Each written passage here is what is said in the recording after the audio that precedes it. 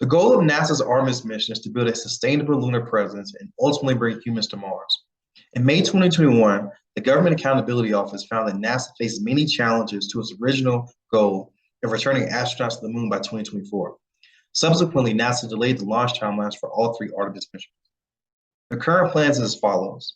After a successful unmanned Artemis 1 launch later this year, NASA plans to send the first humans back to the orbit of the moon with the Artemis 2 no earlier than 2024, and to the lunar surface no earlier than 2025 on the Artemis 3 mission.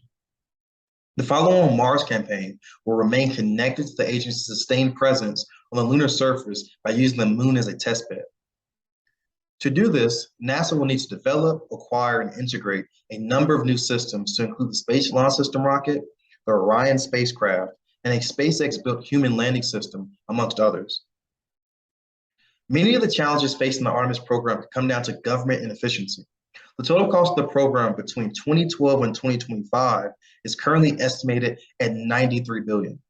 The Space Launch System that will carry the Orion spacecraft originally had an estimated development cost of $7 billion, but predictably has ballooned to over $23 billion and growing. According to the NASA Inspector General, the Space Launch System will cost $4.1 billion per launch. That's over double the original expected launch cost.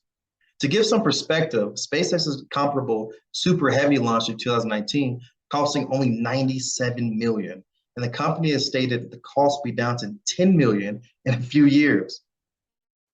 The SpaceX pricing shows us that NASA's Space Launch System's cost is absurd. Additionally, a September 2022 Government Accountability Office report found that NASA does not yet have guidance for creating or managing Artemis mission schedules that will help integrate the individual programs required for launch.